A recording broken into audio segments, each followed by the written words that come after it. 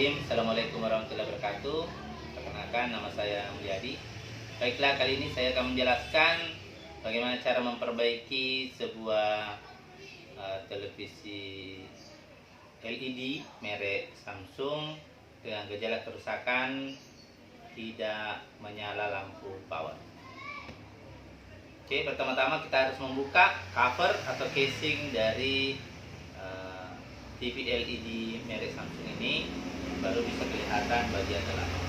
Nah, adapun alat tambah yang dibutuhkan, nah kita butuh cukup obeng saya dulu untuk membuka. Coba buka sekrup-sekrup yang ada di bagian belakang pada TV LED ini.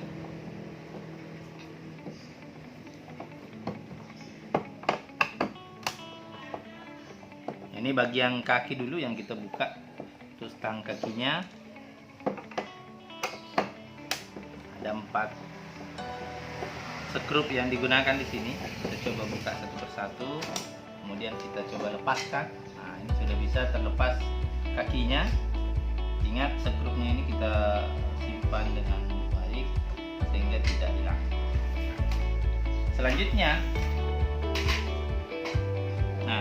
Selanjutnya kita buka skrup yang ada pada LED.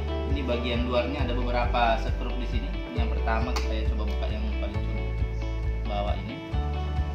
Kemudian ya, saya simpan dulu di sini skrupnya.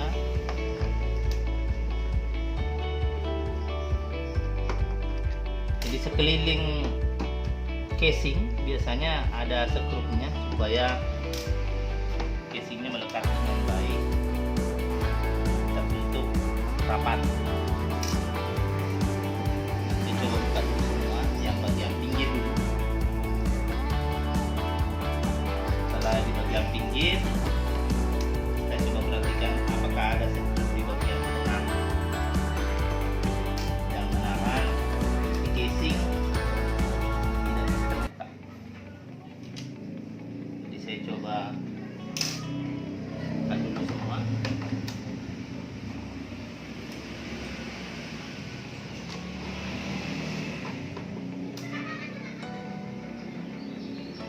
Nah, di bagian bawah juga ada 3 ini, ada 3 di bagian bawah sini.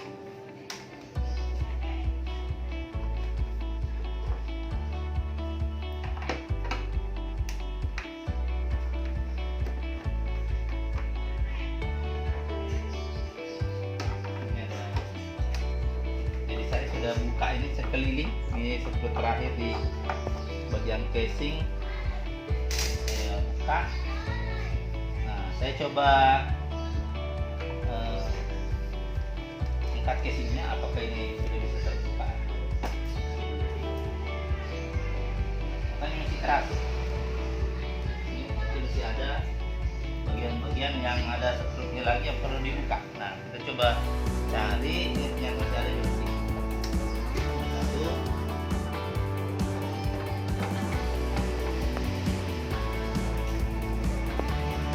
Kemudian yang lain sudah tidak ada lagi. Nah, ini di bagian sini ada 2.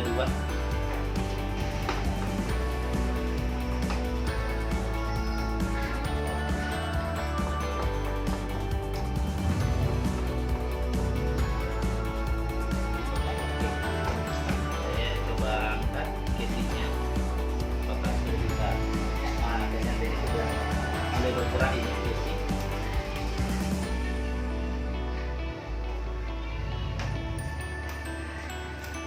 Tapi masih keras, ini masih belum bisa. Saya coba, masih ada satu lagi. Saya tadi belum buka yang tengah. Ya, saya coba lagi. Maka sudah oke, ternyata ini sudah mulai. Oke. Nah, saya berhasil membuka penutup bagian luar dari TV LED 40 inci merek Samsung. Nah, sebelum memperbaiki lebih lanjut TV LED yang sudah terbuka ini, Pertama-tama kita harus tes dulu apa gejala kerusakannya. Walaupun kita juga sudah ada informasi bahwa gejala kerusakannya tidak menyala lampu power yang ada pada LED ini, tidak menyala lampu indikatornya. Nah, sekarang saya coba pasang dulu kabel AC-nya di bagian power boardnya. Kemudian saya hubungkan dengan stop kontak. Stop kontaknya saya hubungkan dengan stop kontak. Nah, kemudian tombol power saya tekan. Ini tombol powernya di sini. Saya coba tekan tombol power dan mengamati apakah nyala lampu indikator atau tidak. Nah, ternyata tidak ada lampu indikator menyala. Berarti gejala kerusakannya lampu power tidak menyala. Nah, apa yang harus diperhatikan kalau gejalanya seperti ini? Pertama-tama yang perlu diperiksa adalah kabel AC. Kabel AC ini bagus atau tidak? Kita coba. Jadi ada dua cara untuk mengukur kabel AC, menentukan bagus tidaknya. Bisa mengukur konduktivitas atau apakah kabel AC ini putus atau tidak. Jadi bisa kita menggunakan ohmmeter untuk melihat apakah masih tersambung atau tidak. Bisa juga langkah kedua mengukur tegangan keluaran dari ujung kabel AC yang soket betinanya ini.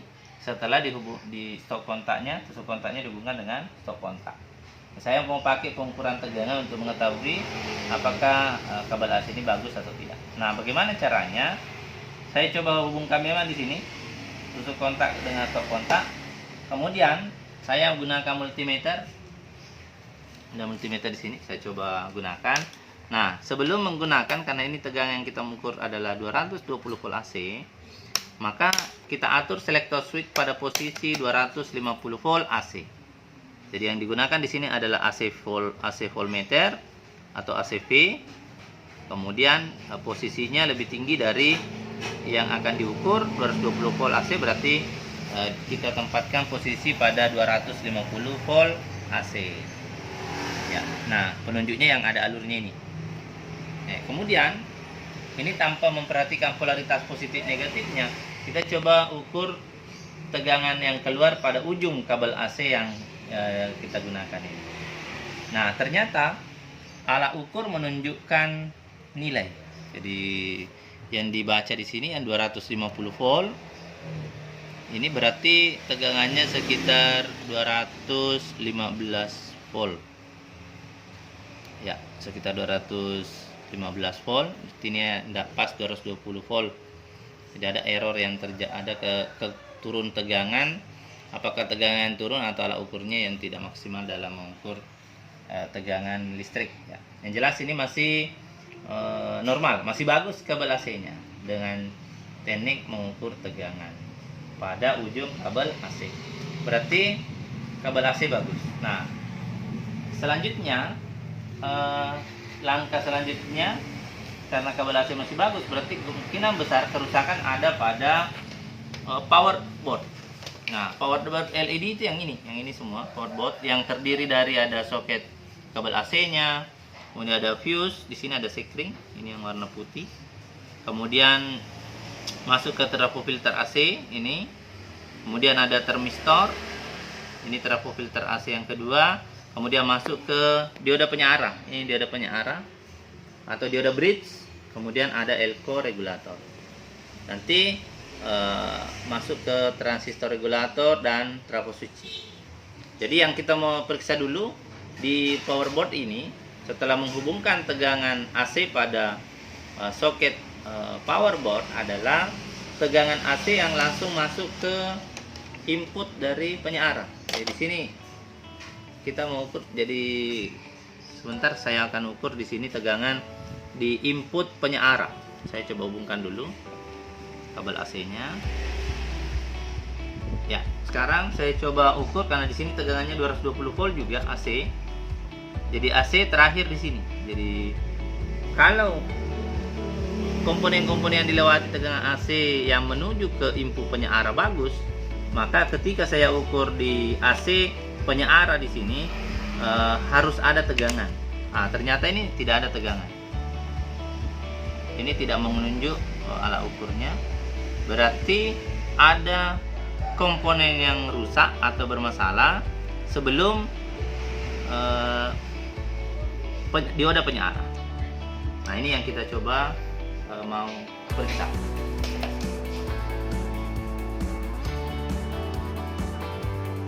Nah, selanjutnya saya akan jelaskan bagaimana jalur tegangan AC yang berasal dari jala-jala PLN sampai pada input dioda penyiaran. Nah, saya coba telusuri dulu jalur yang pertama. Jalur yang pertama di sini mulai dari kabel AC, soket kabel AC di sini yang masuk di power board, kemudian masuk ke input fuse. Ini ada lambang fuse, ini berarti ini fuse. Ujungnya fuse itu yang ini, bukan yang ini, yang ini. Jadi fuse itu kaki pertamanya di sini, kaki duanya di sini. Berarti jalur tegangan pertama tadi ini melalui fuse masuk ke sini. Ini kita telusuri masuk ke, ini ada trafo filter AC yang pertama, menyeberang, kemudian ada termistor. Ini termistor ini.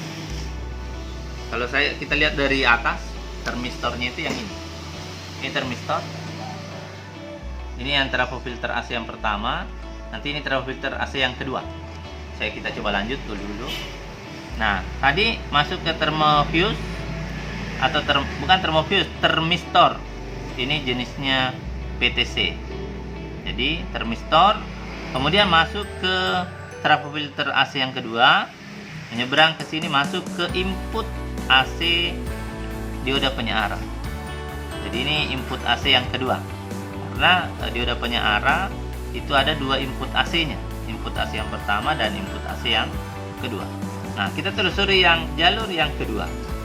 Jalur yang kedua yang ini. Tadi saya sudah telusuri jalur pertama yang ini, berarti jalur kedua yang ini. Ini kalau ditelusuri, dia langsung masuk ke trafo filter AC yang pertama, menyeberang ke sini, kemudian masuk ke trafo filter AC yang kedua, dan menyeberang masuk ke input AC yang kedua dioda penyiaran. Ini yang kedua. Ini tadi yang pertama saya telusuri masuk ke sini, berarti ini adalah input AC yang pertama, kemudian input AC yang kedua. Nah, apabila komponen-komponen yang dilewati tadi ini bagus semua dan kabel AC-nya tadi bagus, ketika dihubungkan tegangan pada soket kabel AC di sini, seharusnya ada tegangan di input dioda penyiarannya. Tapi ternyata tadi kalau saya ukur dari atas tidak ada. Kita coba ulang kembali ukur apakah betul tidak ada tegangan di sana. Ya, sekarang kita coba ukur tegangan listrik yang ada pada power board TV LED merek Samsung di sini. Nah, saya coba langsung saja hubungkan dulu tusuk kontaknya pada. Jadi saya hubungkan kabel tusuk kontak kabel AC pada stop kontak seperti ini. Berarti kemudian saya akan ukur tegangan AC yang ada pada ujung kabel AC yang masuk ke soket. Berarti tadi seperti yang saya sudah jelaskan pertama, berarti tegangannya di sini. Sebelumnya ampermeternya, multimeternya kita atur pada posisi 250 volt AC. Ini sudah benar. Nah, sekarang kita coba ukur. Ya, saya coba ukur tegangannya, apakah ada tegangan di sini atau tidak. Nah, ternyata ada.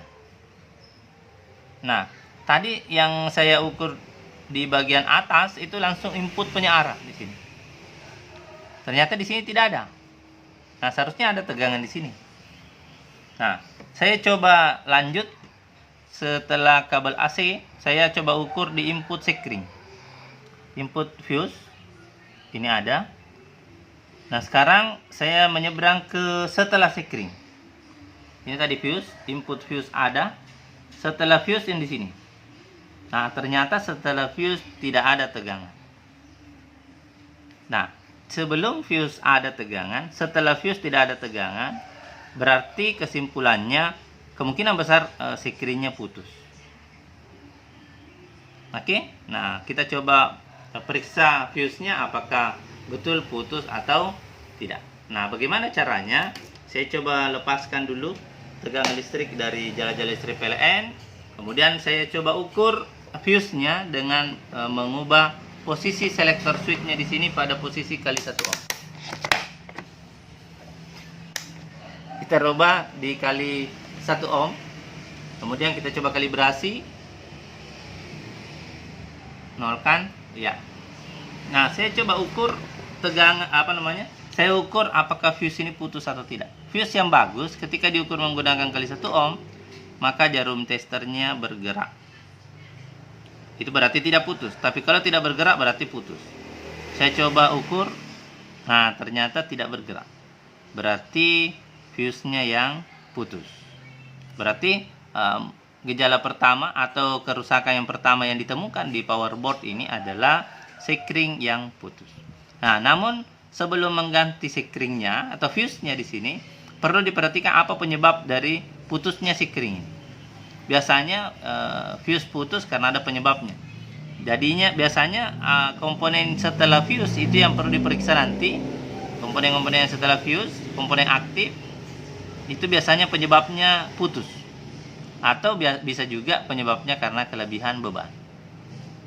Olehnya itu sebentar kalau kita ganti fuse-nya putus lagi, berarti ada komponen yang short atau korslet setelah fuse. Bisa juga sebelum mengganti fuse diperiksa dulu komponen-komponen apa kira-kira yang menyebabkan fuse itu putus. Nah, kita coba periksa komponen aktif yang setelah fuse adalah yang dioda ini, dioda penyarah. Nah, sebelum saya buka, saya coba ukur dulu. Karena ini dioda penyarah atau dioda jembatan, 4 buah dioda di sini. Itu cara mengukurnya, ini kita mengukur 8 kali diukur, sebaiknya cuma 4 kali bergerak. Nah, kita coba ukur dulu dioda penyarahnya. Nah, dioda penyarah yang bagus itu sebaiknya hanya 4 kali bergerak. 8 kali diukur, 4 kali bergerak. Karena isinya adalah 4 buah dioda. Nah, saya coba, ini katodanya dioda yang diukur di dalam. Di sini ada pertemuan antara katoda. Kemudian anodanya di AC pertama bergerak, di AC kedua bergerak. Memang harus bergerak di sini. Tapi kalau dibalik tidak boleh bergerak. Ini katodanya dihubungkan dengan negatif tester, positif tester dihubungkan dengan kaki anoda. Itu sebaiknya dia tidak bergerak. Wah, ternyata bergerak. Jadi ini kemungkinan besar juga dioda ini yang rusak. Jadi bisa saja inilah penyebab sehingga fuse-nya tadi ini putus. Kita coba ukur lagi yang negatifnya. Jadi negatif tester pada negatif kupros itu seharusnya bergerak kalau di AC1 positif, positif tester di AC2 juga bergerak. Tetapi kalau dibalik tidak boleh bergerak. Coba balik. Nah, ternyata bergerak juga. Jadi kemungkinan besar dioda penyarah ini rusak. Nah, untuk memastikan, karena ini masih diukur di dalam rangkaian, itu masih belum 100% rusak, tapi sudah bisa diperkirakan. Nah, untuk memastikannya, nanti kita cabut, buka komponennya, kemudian kita ukur di luar. Nah, setelah saya buka 2 komponen yang saya perkirakan tadi rusak, setelah diukur dalam rangkaian, yaitu dioda penyarah yang tadi di sini, dioda penyarahnya saya sudah buka. Ini tadi di sini saya sudah cabut, simpan di sini. Kemudian sekringnya tadi di sini juga saya sudah buka. Ini komponennya saya cabut untuk diukur di luar rangkaian. Karena tidak menjamin komponen yang diukur dalam rangkaian rusak, bisa saja setelah di luar, setelah dibuka tidak terkoneksi lagi dengan rangkaian-rangkaian lain, bisa saja komponen tersebut masih bagus. Nah, kita coba ukur. Yang pertama saya ukur adalah sekring. Tadi ini sekring rusak setelah diukur di dalam rangkaian, dan bisa dipastikan juga tadi ketika mengukur tegangan sebelum sekring ada, setelah sekring tidak ada. Nah, saya coba pakai kali 1 saja dulu. Kalibrasi. Jadi fuse yang bagus ketika diukur menggunakan kali 1 ohm, jarum tester bergerak dan menunjukkan angka 0. Nah, ternyata saya ukur jarum testernya tidak bergerak. Ini sudah pasti rusak ini, seperti ini. Nah, tadi kita memperkirakan juga penyebab putusnya sekring adalah karena ada komponen yang shock, atau bisa juga bebannya yang lebih. Nah, kita coba tadi periksa dalam rangkaian. Dioda penyarah ini dalam kondisi rusak tadi dalam rangkaian. Nah, kita coba ukur di luar apakah juga rusak atau tidak. Nah, cara ukurnya ketika positif kupros kita hubungkan dengan positif tester, negatif tester dihubungkan pada AC pertama, ini bergerak. Kemudian dihubungkan dengan negatif tester dihubungkan dengan AC yang kedua juga bergerak. Ketika dibalik, negatif tester di positif kuprox, positif tester di AC pertama tidak boleh bergerak. Nah, ternyata ini betul tidak bergerak. Positif tester di AC yang kedua juga tidak boleh bergerak. Berarti ini masih bagus. Ini dua buah dioda saya ukur masih bagus. Sekarang yang kedua. Yang dioda yang ketiga, 4 saya coba ukur. Ketika negatif tester dihubungkan dengan negatif kuprox atau negatif dioda penyearah, positif tester di AC yang pertama itu bergerak, di AC yang kedua bergerak. Berarti si bagus. Kita balik, positif tester di negatif penyearah, dioda penyearah, negatif tester di AC yang pertama tidak boleh bergerak. Negatif tester di AC yang kedua tidak boleh bergerak. Berarti 8 kali diukur, hanya 4 kali bergerak, berarti dioda penyearah ini masih dalam kondisi bagus. Untuk memastikannya, bisa diulangi dengan menggunakan kali 1 kilo. Dikhawatirkan jangan sampai tidak terdeteksi hubung singkatnya kalau menggunakan kali 1, sementara kalau kali 1 kilo bisa terdeteksi. Saya coba langsung ukur, yang kebalikannya saja, tidak boleh bergerak di sini, tidak boleh bergerak, sini juga tidak boleh bergerak, tidak boleh bergerak. Nah, berarti pasti bagus. Jadi dioda penyearah yang saya buka dari rangkaian modul board ini, power board ini, itu masih dalam kondisi bagus. Yang pasti rusak adalah sikring atau fuse-nya. Jadi saya akan coba carikan dulu pengganti untuk sikringnya, kemudian saya coba tes lagi apakah TV ini sudah bisa on ataukah fuse-nya putus lagi atau ada gejala lain.